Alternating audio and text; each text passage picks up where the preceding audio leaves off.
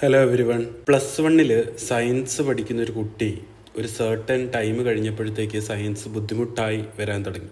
അപ്പോൾ അവർ എടുത്ത സാറ്റ് ആപ്റ്റിറ്റ്യൂഡ് പരീക്ഷേൻ്റെ റിസൾട്ടാണ് നിങ്ങളുടെ ഫ്രണ്ടിൽ ഉണ്ടാകുന്നത്. ചോദിച്ച ഒരു ചോദ്യം എന്ന് വെച്ച് കഴിഞ്ഞാൽ, എന്തുകൊണ്ടാണ് സയൻസ് ബുദ്ധിമുട്ടായി വരുന്നത് എഫേർട്ട് ഇട്ടിട്ടും എന്നൊരു കാര്യം. അപ്പോൾ നിങ്ങൾക്ക് കാണാം, ഇതിൽ ഈ കുട്ടീൻ്റെ സ്ട്രെങ്ത് ലൈ ചെയ്യുന്ന emotional aptitude, verbal reasoning, language aptitude. ഇത് ക്ലാസിക് ആയിട്ടുള്ള ലാംഗ്വേജ് എക്സ്പ്രഷൻ ക്ലസ്റ്റർ ആണ്.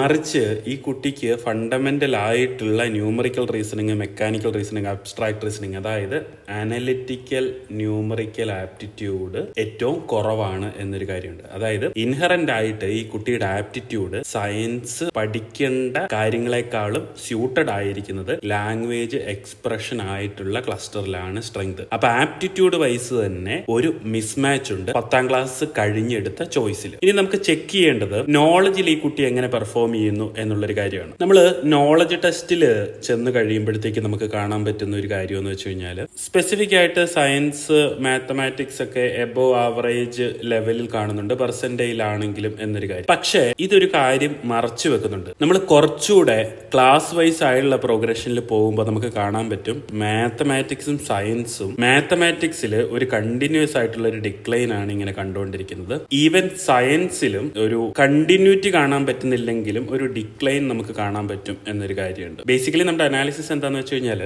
10ാം ക്ലാസ്സിൽ നല്ല മാർക്ക് കിട്ടിയപ്പോൾ നാച്ചുറൽ ആയിട്ട് പാരന്റ്സും കുട്ടിയും ചിന്തിച്ചു, എന്തായാലും സയൻസ് സ്യൂട്ടബിൾ ആണ് എന്നുള്ളൊരു കാര്യം. പക്ഷെ ആപ്റ്റിറ്റ്യൂഡിന്റെ കാര്യത്തിൽ സയൻസ് ഒരു മിസ്മാച്ച് ആണ് ഈ കുട്ടിക്ക്. നോളജ് ടെസ്റ്റ് ഇംപ്ലൈ ചെയ്യുന്നത് എഫേർട്ടും ഹാർഡ് വർക്കും തന്നെയാണ്. അതിൽ ഈ കുട്ടി പോസിറ്റീവ് ആണ് സയൻസിലേക്ക്. പക്ഷെ പ്രശ്നം എന്ന് വെച്ച് കഴിഞ്ഞാൽ, ഒരു സർട്ടൻ ലിമിറ്റ് കഴിഞ്ഞിട്ടും പെർഫോമൻസ് കണ്ടിന്യൂസ് ആയിട്ട് ഡിക്ലൈൻ ആയിട്ട് വരികയാണ് എന്നൊരു കാര്യമുണ്ട്. അപ്പോൾ 10 കഴിഞ്ഞ് നമുക്ക് നല്ല മാർക്ക് കിട്ടുന്നതിന്റെ അർത്ഥം നമുക്ക് എല്ലാം പഠിക്കാൻ പറ്റും എന്ന് ഒരിക്കലും അർത്ഥമില്ല. Thank you so much.